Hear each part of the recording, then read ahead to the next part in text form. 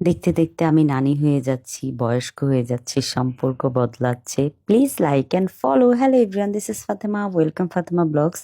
শ্বশুরবাড়িতে এসে এই যে আত্মীয় স্বজন খাওয়াবো, সেই জন্য হলো পুরা মনে করেন না রান্নাবাড়ির অ্যারেঞ্জমেন্ট, যেটা হলো বাবুর্চি করছে। সো বাবুর্চির সাথে সাথে আমি একটু করছিলাম। তারপর হলো আমরা চলে যাচ্ছি হলো আমাদের সবজি বাগান দেখতে। এটা ঠিক আমাদের না, মানে আমার ভাসুরদের, ওনারাই সব কিছু ম্যানেজ করে। যেহেতু আমরা হলো শহরে থাকি, সো আমরা কোনো জমি জমার কিছুই জানি না, সব ভাসুররা ম্যানেজ করে। সো এখানে হলো জমির মধ্যে হলো আমরা দেখতেছিলাম কোন সাইডে কি। আর আমার সব সময় জমিতে আসলে আমি আর আমার হাজবেন্ড ঘুরে ঘুরে দেখি, আমাদের খুব ভাল লাগে এটা। তো আমার যেহেতু আমি এখানকার বউ, সো এই যে যে কিউট একটা ছেলে দেখতেছেন না আমার পাশে, ও হলো আমার সম্পর্কে হলো আমি ওর নানি হই। সো আমরা নানি আর নাতি মিলে মোটামুটি ধরেন সবজি বাগানে পুরা কি বলে শেষ করে দিয়ে আসতেছি।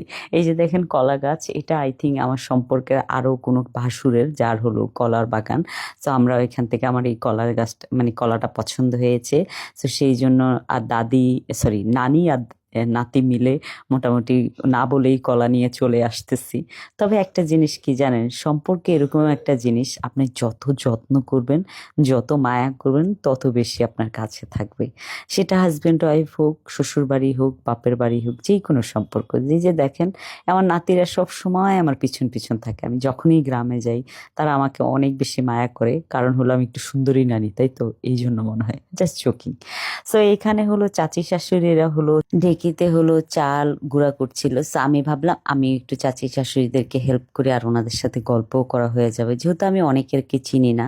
সো সেই জন্য হলো আমি সবসময় সবার সাথে আগ্রহ নিয়ে কথা বলা খুব বেশি পছন্দ করি, কারণ হলো আমি যেহেতু গ্রামে যাচ্ছি আস্তে আস্তে, সো মানুষজনের সাথে না মিশলে মানুষজন আমাকে ভাববে যে হ্যাঁ বউ শহরে থাকে বিদায় বউ মিশতে চায় না। তা আমি কাউকেই এটা ফিল করাইতে চাই না যে আমি শহরে থাকি।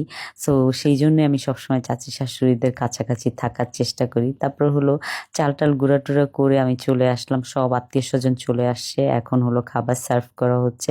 তো আমরা এখানে বসে একদম মনে করেন না উঠানটা পুরো হুলস্থুল অবস্থা, ওখানে বসে খাচ্ছিলাম। আমাদের সামনে এই যে কুকুরটা, সে চুপচাপ বসে আসছিল, আমার খুব খারাপ লাগতেছিল দেখে। তা আমি বললাম যে একটু কুকুরটাকে খাবার দিই, কারণ আমি আবার কুকুর খুব ভয় পাই। আমি বলে দিই আমি কুকুর খুব ভয় পাই। আমার পাশে সানি দাঁড়িয়ে আছে, জাস্ট আমি যেহেতু কুকুরকে ভয় পাই সেই জন্য।